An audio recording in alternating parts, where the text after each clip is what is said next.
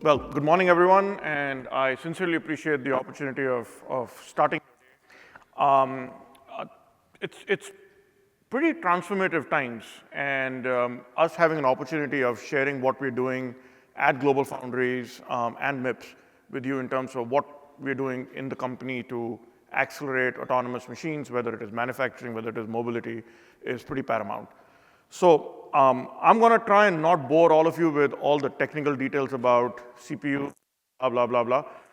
I'm going to try and keep it very simple and make it as relevant as I can in terms of what's going on in the industry from a semiconductor perspective. Because for years, semiconductors has been in pretty much everything we touch, everything we use, except no one necessarily broke the glass ceiling in terms of understanding why it's important, how is it manufactured, why is it so paramount to everything we do from day to day to national security. Now, since COVID, after the supply chain crisis, people started getting a little bit more aware of semiconductors. And now with AI coming on, and it's transforming everything we do every day, it's becoming even more relevant on understanding what the semiconductor supply chain looks like, how do we get access to the technology. And at MIPS, we like to say it's the Linuxification of hardware, or it is the softwarization of hardware, where hardware used to be difficult, would be like arm's length. It's starting to come closer and starting to become a lot more relevant in terms of how do we build our roadmaps, how do we build industries, and how do we go compete in the world and stay at the forefront of it. So let me jump in. So see, so far, if you think about it, when we think of AI, we think of data centers and we think of all the processing which goes on large GPUs, predominantly NVIDIA, but AMD and a few others as well. That is where all these chatbots, and we used to have a series which we used to call Chatbots to Robots. The chatbot AI industry is continuing to mature at a pretty rapid rate. What we're going to see collectively as a society is when that intelligence starts coming out to the edge. And while we've been talking about intelligence at the edge for a long time, it hasn't really gotten to agentic AI at the edge. So if you think about what's happening in the data center and this rocket which is just going up in terms of both demand and capability, and if I'm assuming many of you have used ChatGPT or you've used one of your favorite AI models to do something mundane, we are starting to transform the way we develop everything based on what these tools enable. Now just imagine when this capability starts coming to the palm of your hand, starts coming to the street, starts coming to industries. And I think the biggest delta between where we are and where we will be is the transformation you're going to see in semiconductors in being able to make that happen. There will be transformation in every other aspect, but enabling that transformation, semiconductors is right at the core of it. So how does that transformation on semiconductor look like? Today, there are very, very large semiconductor companies who offer catalog silicon. And as a customer who's building any semiconductor product, you tend to go say, you know what, I have one of these X number of devices to choose from. Now, if you take a view on what's happened on the data center, that is exactly the approach which used to be pre-AI. You had a couple of large vendors. You had one architecture, x86, so Intel, AMD, who would basically give you catalog CPUs, and you would go put it in a data center server, and off you go. Over the past 5, 10, 7 years, what we've seen is that has gone from completely catalog, standard off-the-shelf silicon to very custom silicon. And the biggest reason for that transformation is when you start processing artificial intelligence, your algorithms are so custom, they're so non-standard. To process that effectively, you need to actually customize the silicon which the algorithm is going to run on. Now, historically, that task has been very difficult, very expensive. It's been sort of a walled garden of a few companies trying to do that. And what GlobalFoundries and MIPS is trying to do is break that walled garden. And we're not the only ones. It's a pretty large momentum in terms of starting to bring in open standards into hardware so that you can have more people building hardware, you can have more companies building their own algorithms on silicon directly, and starting to accelerate the rate of innovation. So I often compare it to what happened in Linux. So all of us, as we grew, we were using Windows. And Windows was good, crashed many times. Everyone's seen a blue screen at some point, I'm assuming. And then as machines got more automated, the need for reliability went up. And people realized that I cannot rely on a third-party operating system in a closed ecosystem to run my mission-critical machine. So they started looking out for something which was more open and working on it to make it more robust, making it more mainstream. That's where Linux came in. Linux started off as an open source standard and open source code also. Then you had companies like Red Hat and a few others come in who said, let's go make this more commercial, let's go make this more reliable. And it proliferated the usage of Linux across all industries. Today, you cannot sit in a car without having Android. Android is built on the same base. So when you think about it, the advent of Linux enabled machines to get more automated. The advent of Linux enabled cars to get more automated.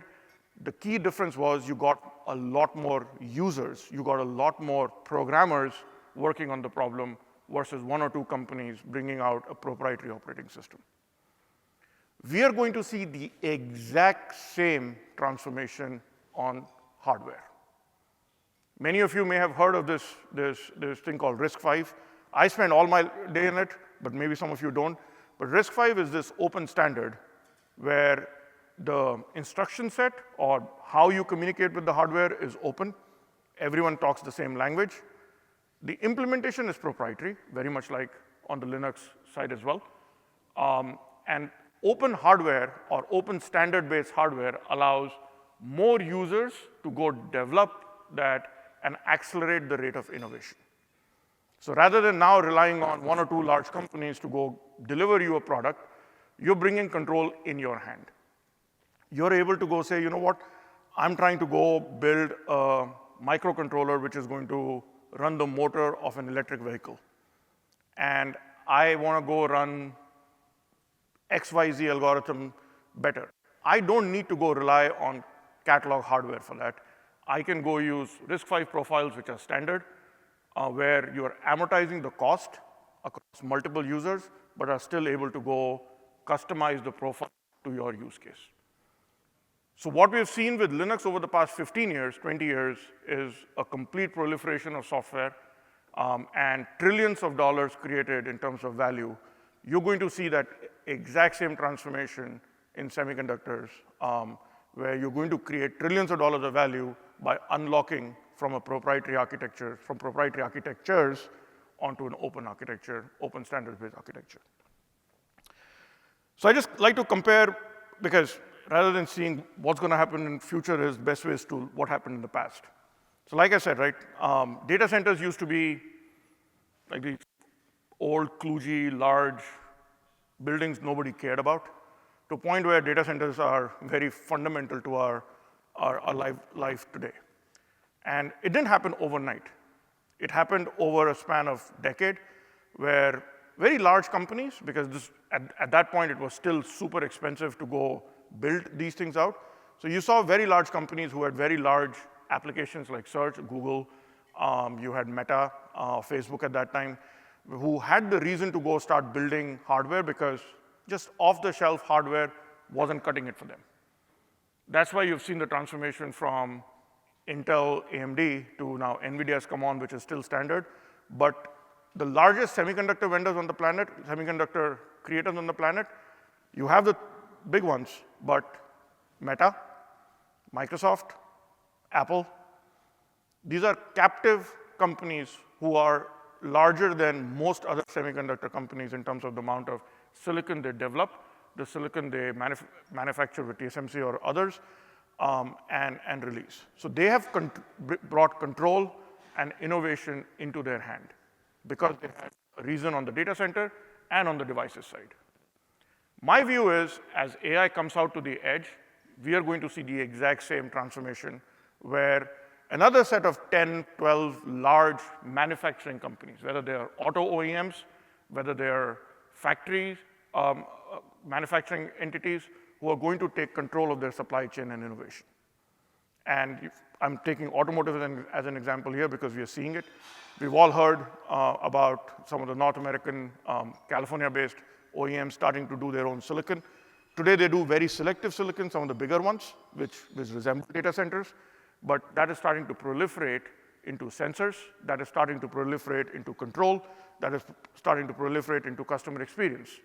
So the critical things where supply chain, where innovation matters, they want to go control it. They want to go drive it themselves. Now, the barriers do exist. There's significant barriers of building a microcontroller. If you were to go build a microcontroller, it's a $50 million investment if you just start from scratch. That's $50 million. Some people can spend, most people can't, because it's not one microcontroller which fits all. So what we're doing is we're trying to lower that barrier of adoption.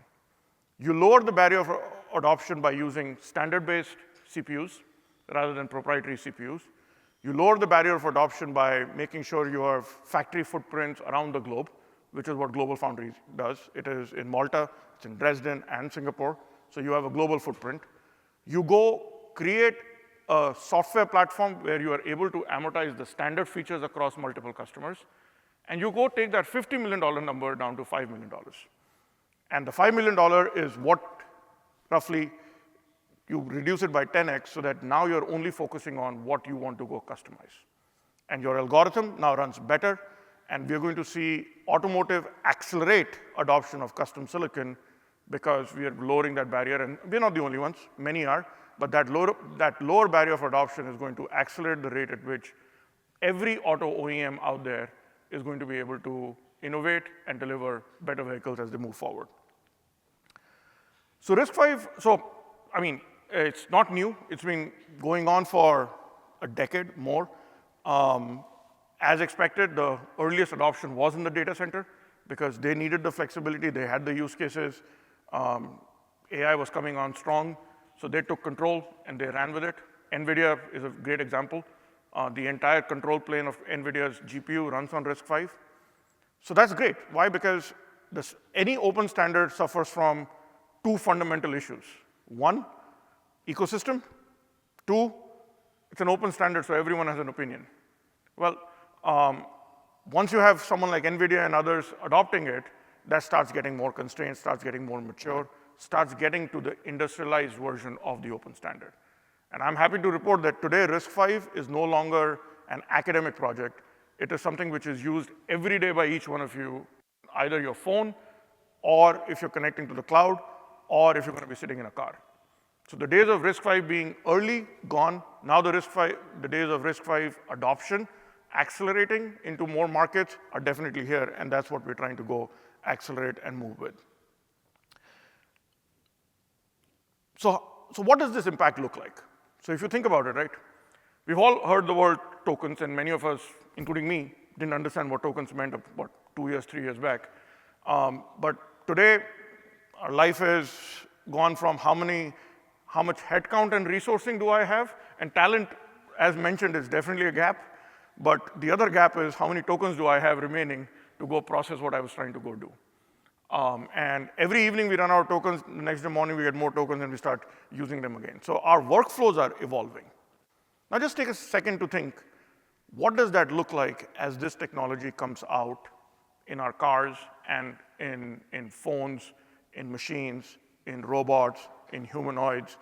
And some of this is truly science fiction out there, probably unnecessary. But you know how tech goes, right? Tech will go paint a picture of what the world is going to be, and everyone's going to be happy, and then you go back and come back to reality and say, how do we get there, and what makes money? And I'm telling you that having used AI in the cloud to accelerate our own development flows inside the company, this thing is transformative. The fact that you are able to go do so many more things with an intelligent entity, which has significantly increased our productivity. Even I'm productive compared, that's what the feedback my team gives me, that even I'm able to do things which I had to rely on others to go pull data, blah, blah, blah. But that is starting to move. So as this thing comes out, this is going to be super transformative to our industry. Robotics is no longer science fiction. I think this is going to happen. This is the only way, in my opinion, to bring smart manufacturing and make it central to what we're doing here and in other places in the US. That's how we compete on the world stage. Now, what's the limiting factor here is, it's semiconductors, and can we go scale our manufacturing operations? Can we manufacture semiconductors locally, and can we innovate to go bring that out? So what are we doing at MIPS GlobalFoundries for this, right? So we look at the world in very simple terms. We're all about physical AI. So you have cloud AI, and then you have physical AI. So whatever's in the edge means around the physical world, where you're trying to understand the world around you, you're trying to replicate it, you're trying to create models around that, and you're trying to process that in the shortest, cheapest, best user experience possible. And we divide the world in sense, think, act, and communicate. Pretty simple. So if you think of any physical AI machine, could be an autonomous car, could be a robot, could be even your smartphone. It's sensing. A car is sensing, whether it is a radar sensor, whether it is a LiDAR sensor. And many of you are in the industry, so you're more familiar with it than I am. But those things are going to get smarter. Decision-making is directly proportional to the fidelity of the sensing which is done. So we create compute technology and AI technology where sensing is better. Next is think. Like the word says, this is where the actual AI processing happens. Once you've brought the data in, that data is high fidelity, you trust it, the signal-to-noise ratio is where it needs to be, then you apply your AI algorithms on the think. There is no standard think, because everyone, very much like humans, depending on the problem statement, we think differently. Machines are the same. Machines will need to think differently depending on what problem they're trying to solve. So trying to put catalog off-the-shelf silicon in think is likely not going to work. And I've spent more than a decade trying, and I can tell you it doesn't work. What works is you go build custom silicon for the custom think algorithm, and you go accelerate. Then once you've sensed, once you've thought what you want to do, now you want to go actuate. And this is where motor control, so if you think about it, everything around you is a motor, whether it is an EV motor, which is running the car, or it's a robotic arm, which is moving. How much torque to put in, how much pressure to put in when you're lifting something, when you're touching something. That is the process of act. And this is where immediate real-time feedback in your, whether it is a hand, whether it is any moving part to go actuate is super fundamentally important. So creating technology where it can be low power, super low latency to be able to go act in a small amount of time. And then the last thing is communicate, also super important because these machines are going to be connected to the cloud. As much intelligence as we want at the edge, they will still be connected real time to the cloud because a lot of the processing will still happen on the cloud. So when we think of our roadmap, we just think of creating technology in these 4 vectors. If we can create AI technology which allows you to sense better, which allows you to think better, which allows you to act better, and which allows you to communicate better, we're creating a platform which our customers can go build their products on and create one of these technologies or all of these technologies depending on what they're doing. And the next thing is accelerating time to market. And this is something which we are super focused because going back to reducing the barrier of adoption for our technology. A semiconductor cycle, like I said, was $50 million to build a microcontroller. We're trying to bring it to 5. Similarly, it used to be 4 years to build a chip. Today, we're trying to do that in 6 to 8 months. And how we're doing it is a function of, again, standardizing it, but also doing hardware and software together. The number one difference between automotive OEMs who are able to use their own silicon versus automotive OEMs who rely on catalog silicon is software. The talent gap on software is large, and most of the time they're more expensive, and they're waiting for hardware to come. So if you think about it, any development team, so if you're building an ECU, a braking ECU, or an engine controller, or a motor, there are probably 10x the number of software engineers than hardware engineers today, because everything has semiconductors in it. Time to market, the longest pole is getting your software ready. So at MIPS, what we did was, we said, let's start left shifting this. What I mean by that is, when hardware is getting developed, start developing the software at that time. That can only be done if you're providing virtual platforms for customers to start writing their software on while they're developing their hardware. Fab cycle times are 6 months, 9 months. You're going to still wait there, rather than having your largest investment sit idle, quote unquote, no one's sitting idle. You're trying to put them to work on the hardware which is about to come by virtual platforms. So we've invested a lot of effort to go create models of our IP and our compute platforms so that customers can start putting software and start left shifting that. That becomes a key thing. Next is, like I said, tailored silicon. We do platforms, everything from motor drives to microcontrollers to processors to AI accelerators. We have reference platforms for that, which customers can use to get going. Next thing I said, if you remember what I said, right? One is open standards is just too open. The other one is ecosystem. This is the other thing which we at GlobalFoundries and MIPS take very seriously in terms of investing and making sure customers' time to market is accelerated. Nothing happens by one company, because when you go out and start developing product, it's a village. Someone has an operating system, someone has a tool chain, someone has a debugger, someone has manufacturing footprint, someone has safety standards. Bringing all of that together takes effort, time, and the verticalization of that solution. So that's another thing which we have focused on very, very clearly. Rather than going everywhere and working on every market, we are very focused on a few key markets, automotive is one of them, and we're building ecosystem tool chains which are complete and ready to go from day one. Similarly, we're putting test chips in our GlobalFoundries fabs, both in the US, Europe, and in Singapore, all three of them, so that customers have a ready manufacturing chain, proven, ready to go, so that they can start accelerating time to market with that as well. A few key examples where we have seen this work. Mobileye is one of the largest camera manufacturers for automotive. They still have a pretty sizable market share. They are completely based on the MIPS platform. So that's one great example of an automotive customer who's taken the MIPS toolchain, product, IP, and productized and accelerated their roadmap. Innova Semiconductors is a German company, and they are high-speed communication links inside the car and inside robots. So great partnership with them on the robotics side. Forward Edge ASIC is essentially Lockheed Martin's ASIC house. So very close collaboration with Forward Edge ASIC to build the Think platform, which will go into drones and UAVs, and then obviously, over time, come out on commercial applications as well. So we are accelerating the toolchain, we are accelerating the ecosystem, which every year just gets richer and richer as we go forward. So in summary, the fundamental point, if there's one point you want to take from my talk, is AI is coming to the edge. It is going to transform how we interact with machines, how machines interact with us, and it is going to create trillions of dollars worth value over the next 15 years.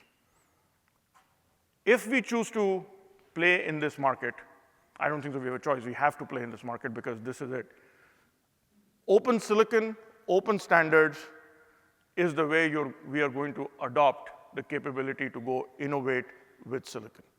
It gives us control on our supply chain. It gives us a secure feeling in terms of being able to go drive our economy. It gives us the capability to go differentiate on the world stage, and it's a lot of fun. So what I would request is, as we think through where we are investing time, where we're investing our R&D dollars, where we're investing our talent, semiconductors and accelerated semiconductor innovation is pretty fundamental to where we're trying to take our roadmap.